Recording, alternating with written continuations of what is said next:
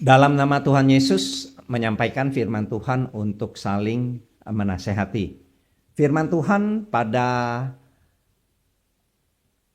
minggu kedua daripada tahun 2026 ini ya.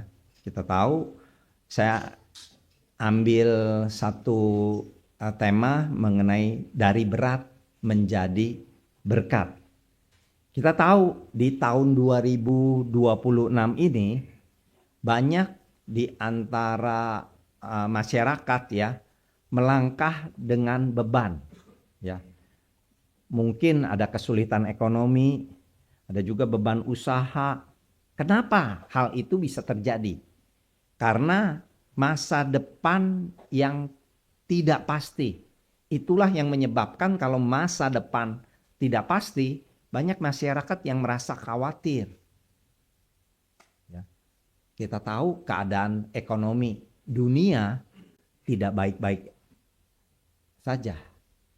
Kita tahu dari negara adidaya ya, mulai dari minggu lalu udah menangkap salah satu pemimpin satu negara.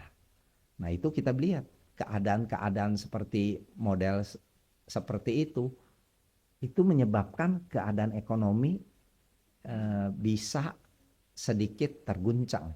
Ya, kita tahu. Nah, tetapi oleh karena itu kita yang hidup, yang mempunyai Tuhan, kita harus mengerti ya. Pertama kita harus mengerti kebenaran dari firman Tuhan. Ya.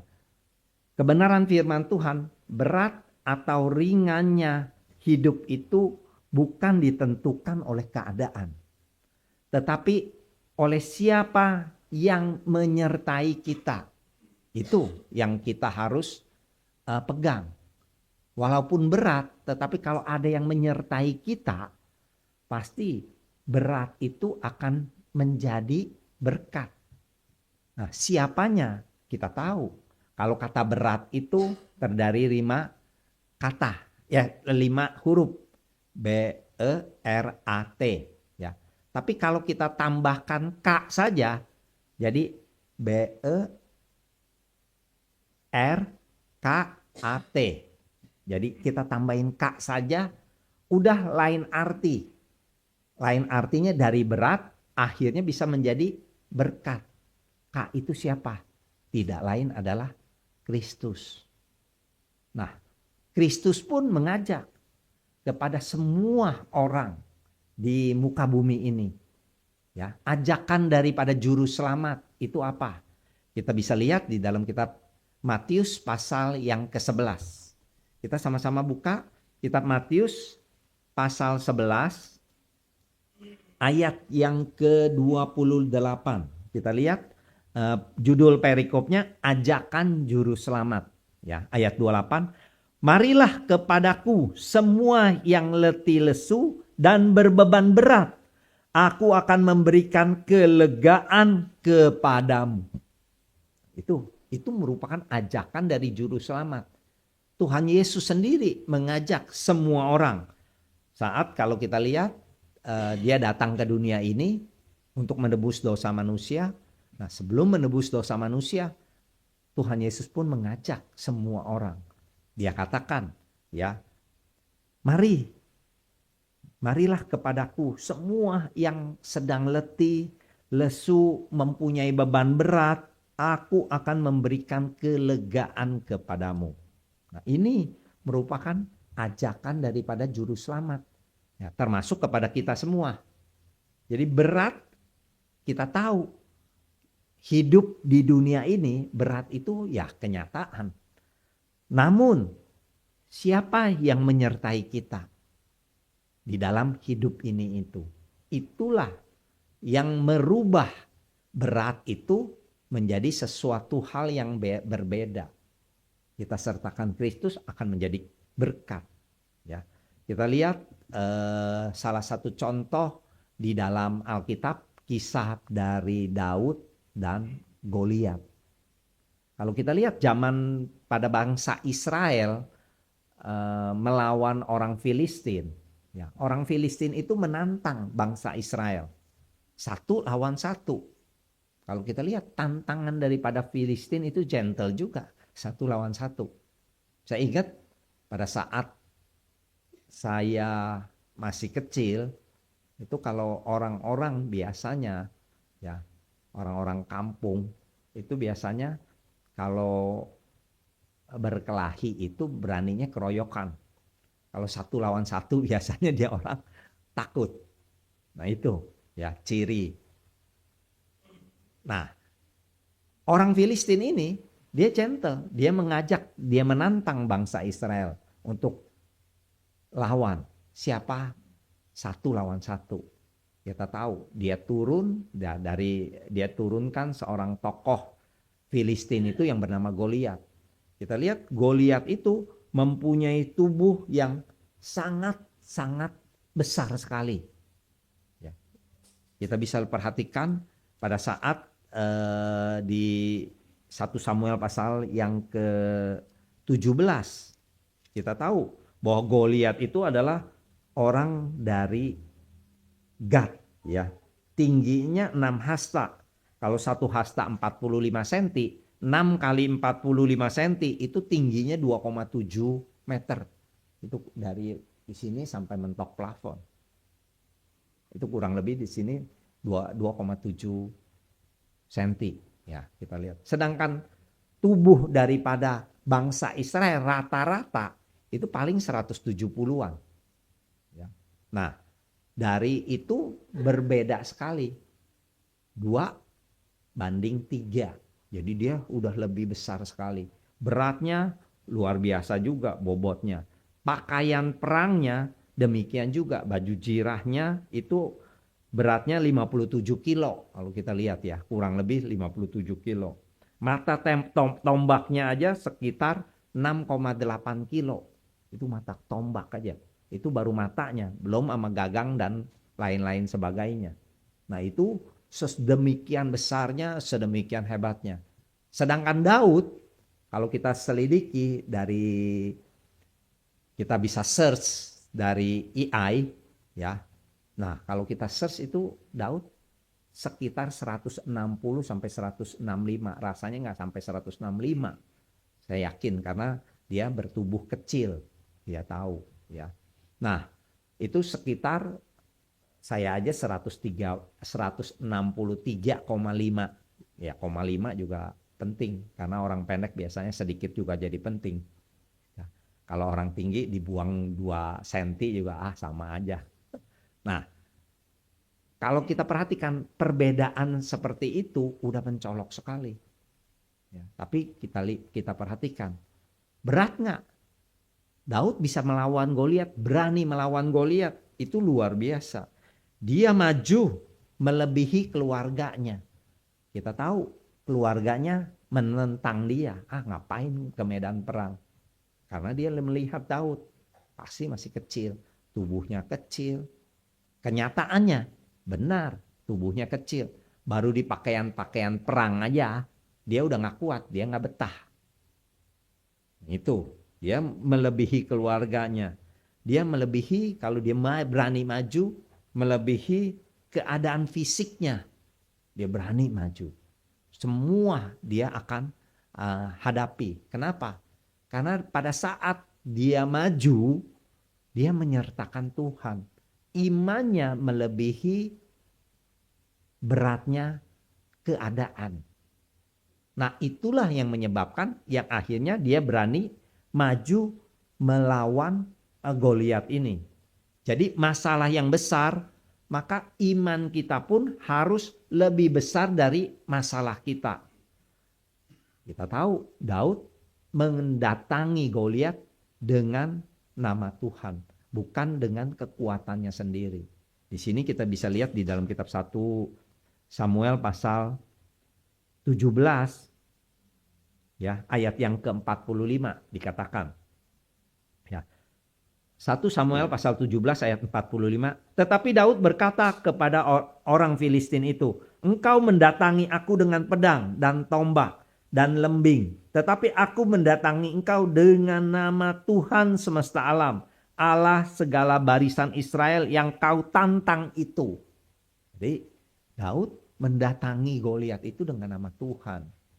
Kita tahu yang akhirnya Daud bisa mengalahkan Goliat.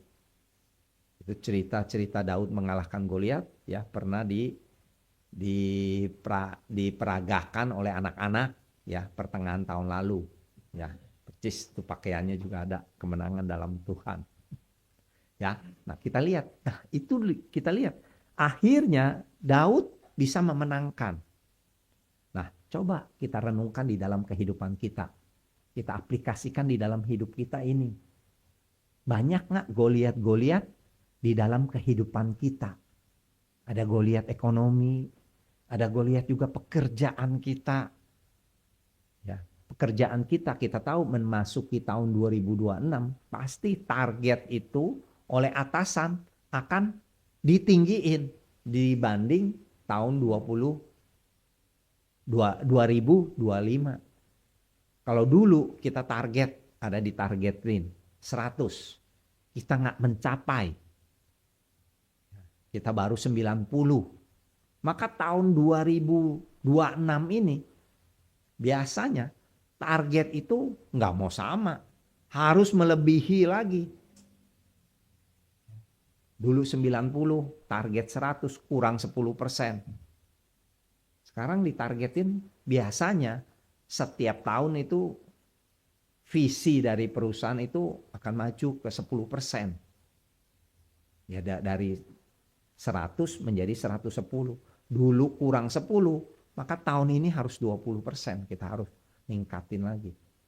Nah itu biasanya target itu membuat pekerja itu menjadi, aduh tahun lalu aja susah, kenapa tahun ini? Kita harus koreksi ya. Nah ada masalah pekerjaan, ada juga masalah Goliat besar begitu mengenai keluarga kita. Ada satu keluarga kita yang bermasalah. Ada Goliat itu. Itu yang harus kita tantang. Setiap orang pasti mempunyai kesusahannya sendiri. Nah kesusahan ini bisa nggak kita atasi sama-sama bersama Tuhan? Keluarga saya pun ada, masalah keluarga ada. Ya anak-anak saya udah besar, biasanya akan mau berumah tangga. Aduh, kalau salah pilih, itu menjadi pusing, pening. Itu masa kedepannya, itu akan susah terus. Akan mengganggu iman kerohaniannya. Nah itu salah satu Goliat besar juga di dalam kehidupan keluarga. Nah bisa nggak kita sama-sama di dalam satu keluarga ini mengatasi beban-beban berat ini di tahun 2026 ini? Ya, dengan apa? Kita harus berani mengajak Yesus itu beserta kita. Kristus itu ada di keberatan kita. Kita ajak sama-sama Kristus. Kita ajak iman kita, bukan ketakutan kita. Kita aturan takut, kita sertakan Yesus, kita akan menjadi lebih tenang. Ya, kita sertakan di dalam segala perbuatan-perbuatan kita, ikut sertakan. Maka akhirnya kita bisa melewatinya. Hal yang kedua, ya, proses berat sering mendahului berkat yang besar. Kita tahu, kita lihat segala sesuatu sebelum kita memperoleh berkat yang besar, biasanya ada suatu rintangan yang berat. Yang beratnya bukan biasa aja, tapi besar juga. Kalau kita nantinya udah mengatasi beban beratnya yang besar itu, kita akan mendapatkan suatu berkat yang demikian besar juga. Oleh karena itu coba kita renungkan satu kejadian juga di dalam Alkitab. Salah satu adalah kisah Yusuf. Yusuf sama. Sebelum dia menjadi berkat bagi banyak orang. Berat gak penderitaan yang dia harus lalui? Dia hidup dalam satu keluarga yang ayahnya mempunyai banyak orang istri. Dia menjadi anak dari istri yang paling dicintai oleh ayahnya. Oleh karena itu karena ada perbedaan kasih sayang dari orang tuanya, menyebabkan kakak-kakak daripada Yusuf ini kurang senang. Karena orang tua yang membedakan kasih kepada anaknya akan membuat suatu masalah bagi anak yang dibedakan itu.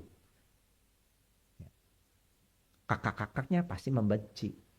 Semua nggak dikasih jubah bagus, Yusuf dikasih jubah bagus. Kakak-kakaknya harus mengembalakan kambing domba, Yusuf di rumah saja. Kalau kita lihat. Nah akhirnya kakaknya menaruh dendam kepada Yusuf. Akhirnya berkesepakatan untuk membunuh Yusuf. Bayangkan. Untungnya ada ya pengaturan daripada Tuhan menyebabkan ada saudagar daripada di Mesir ini lewat. Daripada dibunuh mending dijual. Nah kita lihat proses-proses yang harus dilalui oleh Yusuf itu. Ya. Dikucilkan oleh saudara-saudaranya, dibenci oleh saudara-saudaranya, dijual. Ya, yang aturan mau dibunuh akhirnya dijual.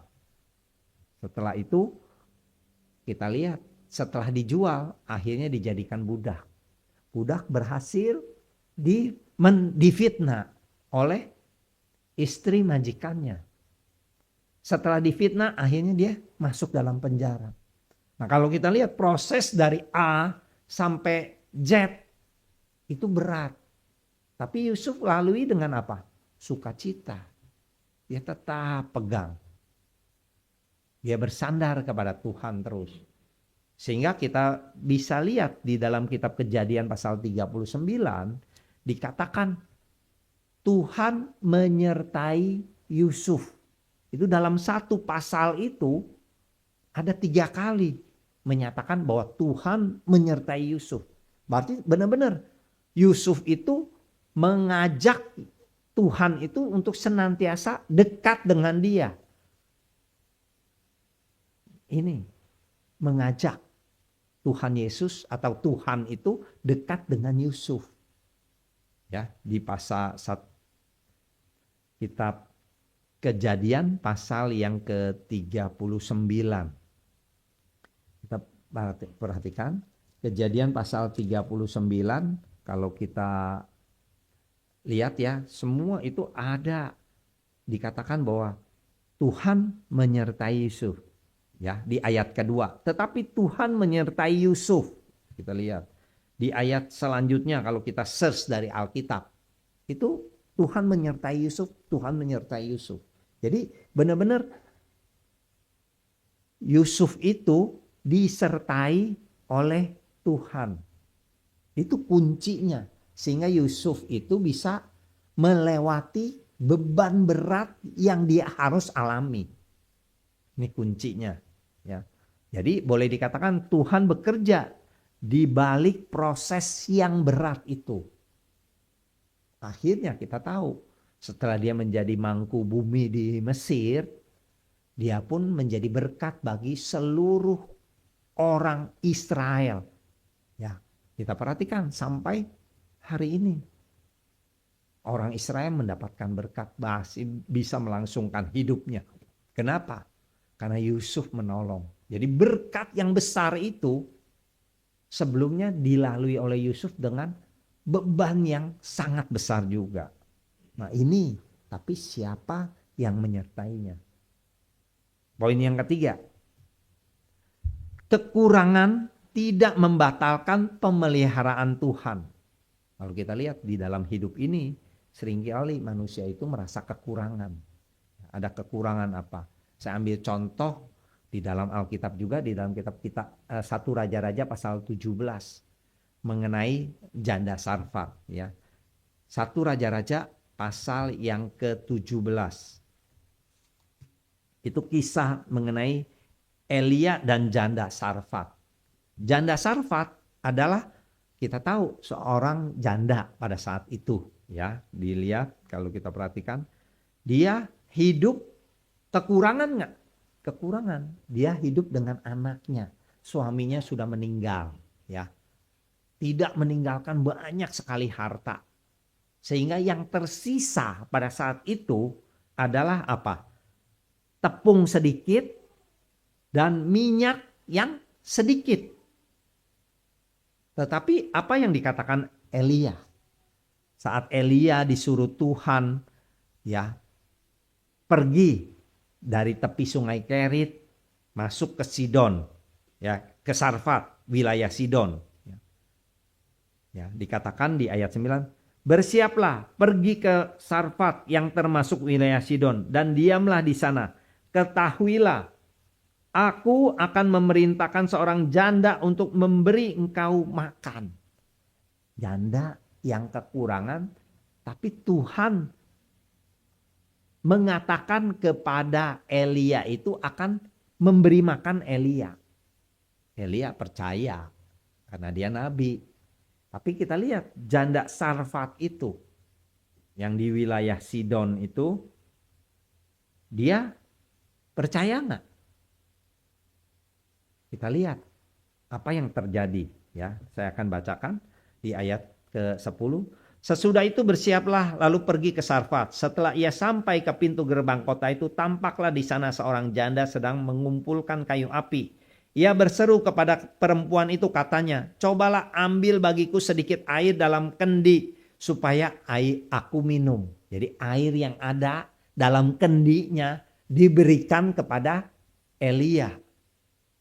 Di ayat 11-nya, ketika perempuan itu pergi mengambilnya, ia berseru lagi, cobalah ambil juga bagiku sepotong roti. Kita lihat, kalau seorang perempuan, kalau di ini, udah minta air, orang baru kenal, orang kenal juga nggak deket, baru berjumpa, udah minta air, saya ambilin air, belum selesai saya ambilin air, suruh kasih minta roti lagi. Tapi apa yang dilakukan ya? Perempuan itu menjawab, demi Tuhan Allahmu yang hidup, sesungguhnya tidak ada roti padaku sedikit pun, kecuali segenggam tepung dalam tempayan dan sedikit minyak dalam buli-buli. Dan sekarang aku sedang mengumpulkan 2-3 potong kayu api. Kemudian aku mau pulang dan mengolahnya bagiku dan bagi anak-anakku. Dan setelah kami memakannya, maka kami akan mati. Dikatakan seperti itu. Jadi boleh dikatakan janda Sarfat ini hanya mempunyai sedikit. Tepung tinggal sedikit, minyak juga tinggal sedikit. Dia udah olah, maka dia makan bersama anak-anaknya. Sampai akhirnya dia mungkin bisa bertahan 2-3 hari. Karena orang 2-3 hari nggak makan masih bisa bertahan. Kalau 7 hari, aduh udah lemes. Kalau udah lebih dari 7 hari, orang itu biasanya udah nggak tahan matinya. Nah itu dia katakan, ini dia teman ini. Tapi apa yang dikatakan oleh Elia di ayat 13-nya, tetapi Elia berkata kepadanya, janganlah takut, pulanglah, buatlah seperti yang kau katakan. Tetapi buatlah lebih dahulu bagiku sepotong roti bundar kecil daripadanya. Dan bawalah kepadaku, kemudian barulah kau buat bagimu dan bagi anaknya. Anakmu ya, di situ. Kita lihat. Jadi kalau kita lihat, wah ini konyol nih orang. Udah minta air dikasih. Sekarang minta roti. Udah dijelasin roti itu cuman ada segenggam tepung sedikit. Kalau udah olah, dia pun tinggal tunggu, udah makan, tunggu binasa. Tunggu mati, dia berserta anaknya. Tetapi ini disuruh dia untuk buatin dia dulu roti kecil. Baru sisanya ke anaknya. Nah di sini kita lihat janda Sarfat ini mengolahnya. Dan membuatnya seperti apa yang dikatakan Elia. Mujizat terjadi nggak? Jadi masalah dia sebelumnya besar nggak? Sangat besar. Tinggal mati hidupnya. Tinggal nggak lebih dari 2 minggu. Dia pasti mati. Tapi kita lihat. Dia melakukan apa yang diperbuat. Tepungnya nggak habis-habis. Sampai hujan turun. Minyaknya juga tidak habis-habis. Di sini kita lihat. Karena pada masa itu adalah masa kekeringan, masa kesusahan. Semua itu hampir seluruh daerah, karena kita tahu hujan tidak turun, ya. Karena yang memerintah pada saat itu Ahab daripada bangsa Israel. Ini yang terjadi. Keadaan negara Israel pada saat itu nggak nyaman. Itu yang terjadi. Oleh karena itu coba kita lihat ya. Kekurangan tidak membatalkan pemeliharaan Tuhan. Tuhan tetap memelihara. Taat lebih dahulu. Di sini kita bisa belajar. Baru Tuhan mencukupkan. Jadi di dalam hal kita memberikan suatu persembahan kepada Tuhan, jangan kita hitung-hitungan, aduh gini-gini. Yang memang udah hak Tuhan, harus kita berikan. Jangan kita hitung-hitungan, aduh ini habis kasih, Tuhan kita nggak ada lagi. Tuhan bisa ngatur segala-galanya. Mau nggak kita taat? Jangan kita lihat bebannya berat. Benar. Tapi siapa yang menyertai kita? Jadi kalau kita kekurangan tidak membatalkan pemeliharaan Tuhan. Yang penting ada ketaatan. Ya, di masa sulit cobalah kita tetap jujur. Kita tetap mengutamakan Tuhan. Berkat Tuhan pasti Tuhan akan cukupkan. Ya, meski tidak berlebihan kita tahu. Kalau kita cukupkan apa-apa. Nah, ini yang terjadi. Akhirnya janda Sarfat pun bisa lolos dari sesuatu kesusahan. Hal yang keempat, tekanan dalam hidup ini bisa menjadi kesaksian. Ya. Kalau saya ambil contoh ilustrasi atau contoh di dalam Alkitab, di dalam Perjanjian Baru, Rasul Paulus. Rasul Paulus di dalam memberitakan Injil, dia mendapat tekanan nggak? Dapat.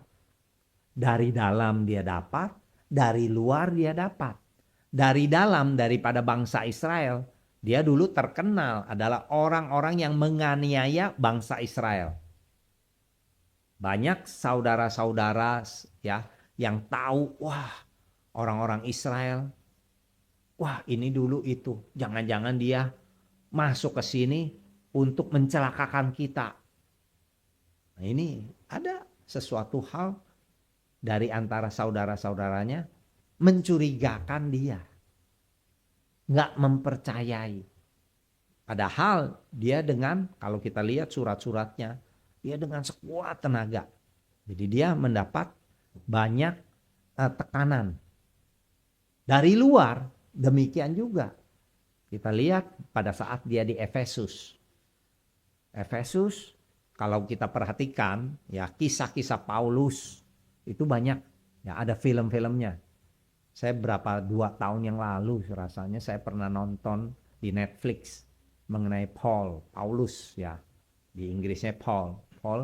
Nah, di situ dijelaskan bahwa Paulus senantiasa mendapat siksaan tekanan. Di Roma dia juga dipenjara, tapi bahwa tahu bahwa dia adalah warga negara Roma dilepas. Di Efesus dia mengabarkan Injil juga ditangkap di dalam penjara.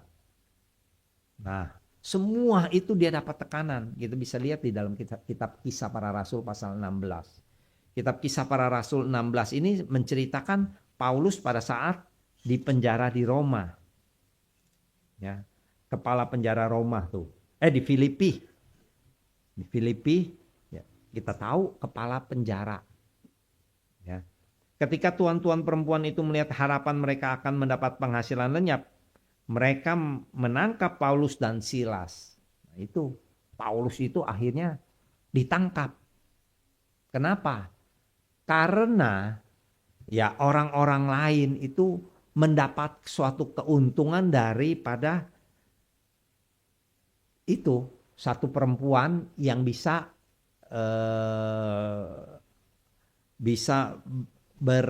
mengetahui sesuatu yang akan terjadi gitu. Nah akhirnya roh itu diusir, orang-orang yang mempunyai perempuan-perempuan itu yang mencari uang, otomatis uangnya dia nggak dapat lagi, maka akhirnya penyebabnya siapa? Paulus. Dia mendapat siksaan, tekanan. Dalam film juga dikatakan luar biasa siksaan Paulus. Kalau kita lihat di dalam kitab 2 Korintus pasal yang ke 2 Korintus, itu siksaan-siksaan Paulus itu sedemikian besarnya. Dan saya rasakan sendiri ya, pada saat kalau saya mendapatkan sesuatu penderitaan, saya suka merenung ya, 2 Korintus pasal 11 ini, penderitaan dari Paulus. Jadi kalau kita merenung sesuatu penderitaan dari Paulus, ya saya nggak ada apa-apanya. Di ayat ya 2 Korintus pasal 11 ayat yang ke-23. Apakah mereka pelayan Kristus? Ya, aku berkata seperti orang gila di kita. Aku lebih lagi, aku lebih banyak berjeri lelah, lebih sering di dalam penjara, didera di luar batas. Dikatakan di luar batas, kerap kali dalam bahaya maut. 5 kali aku disesah orang Yahudi. Kita lihat. Setiap kali 40 kurang 1 pukulan, 39 kali. Ya, kali 5, 40 kali 5, 200. Ya kurangin 5, 193 kali dia disesah. Ya. 3 kali aku didera, 1 kali aku dilempari dengan batu, 3 kali mengalami karam kapal. Saya juga suka heran, kok mengabarkan Injil, kok bisa karam? Paulus nggak bener nih. Enggak, memang itulah penderitaan yang harus dialami. Tidak lain tujuannya apa? Supaya Paulus tetap bisa mau bersandar kepada Tuhan. Kalau dia tidak, ada kemungkinan Paulus kalau tidak mengalami penderitaan-penderitaan ini, dia udah lebih dahulu murtad. Nah, penderitaan itu mencegah dia untuk jauh dari hadapan Tuhan. Nah, oleh karena itu, cobalah tekanan bisa menjadi kesaksian bagi kita. Jadi supaya kita bisa bertahan di dalam tekanan itu.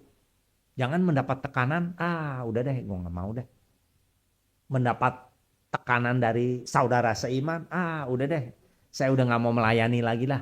Dicela, di ini, baru sedikit. Udah diiniin, udah ini. Nah itu jangan. Coba kita renungkan apa yang terjadi dalam kehidupan Paulus.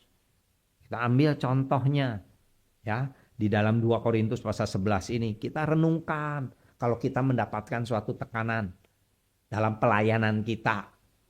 Nggak perlu undur, nggak perlu takut, nggak perlu jadi frustrasi. Cobalah kita apa yang terjadi dalam diri Rasul Paulus menjadi cerminan bagi kita. Ya, jadi kita tahu tekanan bisa menjadi kesaksian bagi kita.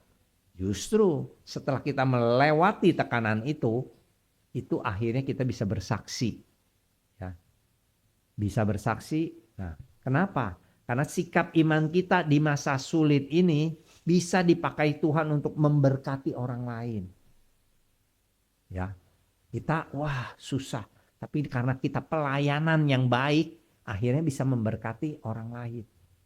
Ini yang kita harus renungkan. Ya.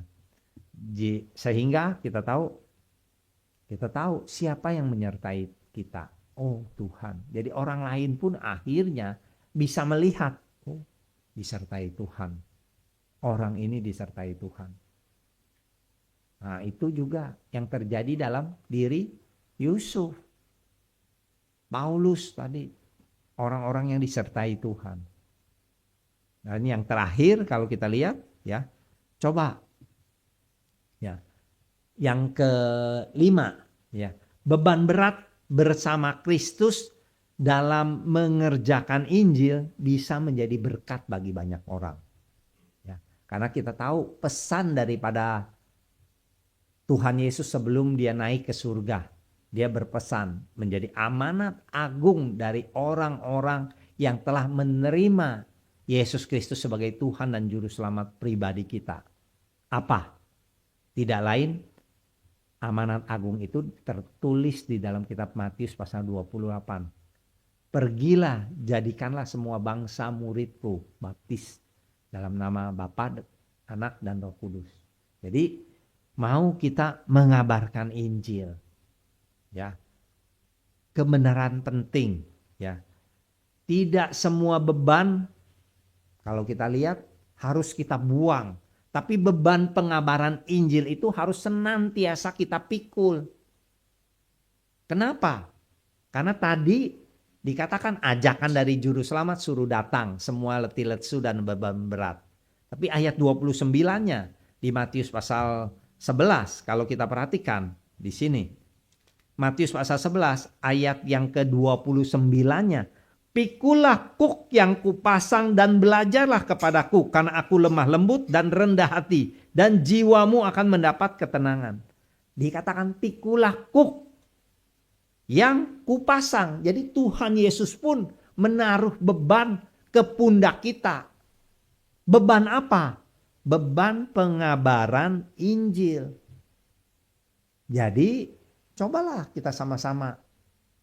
Ya, di dalam pengabaran Injil itu bukan hanya tugas pendeta, bukan hanya tugas diaken atau pekerja kudus, tetapi bukan hanya pengurus, tetapi diembankan oleh kita semua. Coba kita bisa lihat, ya, awalnya kita harus mulai dari keluarga kita yang benar. Coba kita lihat. Benar-benar kita lihat ada nggak saudara kita yang masih belum percaya. Kita mulai dari situ. Kita kabarkan Injil, ya. Kita fokuskan kepada mereka dalam tahun ini. Cobalah kita fokuskan bagi keluarga kita. Tahun 2026 ini masa dari keluarga kita nggak ada. Kita harus ada target minim 1 tahun 1 jiwa. Kita targetkan saudara kita, ya, seisi keluarga kita, pasangan kita, anak kita yang enggak. Kalau sudah, coba kita kakak kita, adik kita. Nah itu kita sama-sama kita ajak aja, senantiasa ajak. Nah setelah itu kita kembangkan lagi ke teman-teman kita. Kita kembangkan lagi ke tetangga kita. Nah akhirnya kita bisa coba kita renungkan dari kita yang kerja sudah berapa banyak jiwa yang kita bisa menangkan. Nah ini itulah beban, ya, berat kita bisa rubah menjadi berkat. Ya, beban pengabaran Injil kita harus pikul tetap, karena kuk yang dipasang Tuhan Yesus itu dikatakan jelas. Pikulah kuk yang kupasang. Yang pasang siapa? Tuhan Yesus. Kemana? Ke atas pundak kita. Jadi itu penting, ya, kebenaran penting. Jadi tidak semua beban itu kita lepasin semua. Enggak, kita tetap pikul. Beban dari Kristus, beban pengabaran Injil, mengerjakan kehendaknya. Ya.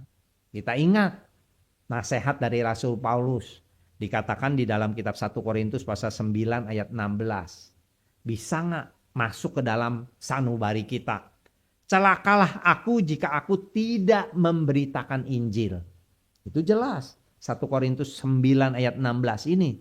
Rasul Paulus mengatakan, mengungkapkan seperti itu. Nah, bisa nggak masuk ke dalam sanubari kita? Celakalah aku jika aku tidak memberitakan Injil. Di sini. Beban Injil itu tidak ringan memang. Tetapi dipikul bersama Kristus. Bersama minta bimbingan Roh Kudus. Ya. Sehingga kita bisa mengaplikasikan di dalam kehidupan kita. Ya, di dalam tahun 2026 ini tetap bersaksi meskipun hidup itu kenyataan masih berat, ya.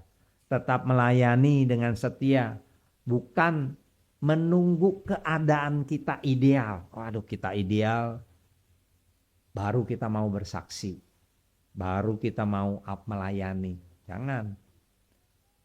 Coba di dalam setiap doa-doa kita fokuskan, ya, minimal 1 jiwa kita menangkan untuk Kristus. Saat kita memikul beban Kristus, Tuhan akan memikul beban hidup kita. Ya. Oleh karena itu, coba ada satu beban terberat di awal tahun 2026 ini apa?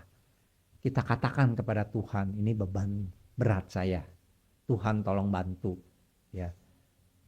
Kita serahkan beban itu kepada Kristus. Ya. Yang kedua, apakah kita mau memikul beban Injil bersama Kristus di tahun ini? Ya. Ajak iman kita ya dalam hati kita mau benar-benar.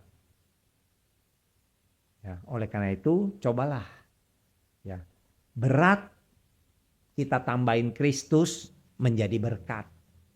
Beban ditambahin Kristus menjadi berarti. Beban Injil bersama Kristus akan menyatakan kemuliaan dan keselamatan jiwa. Nah, oleh karena itu, cobalah di awal tahun ini kita mulai start, kita targetkan ada beban Injil yang Tuhan telah berikan kepada kita harus lakukan. Demikianlah firman Tuhan pada pagi hari ini, kiranya boleh menjadi berkat bagi kita semua. Haleluya. Amin.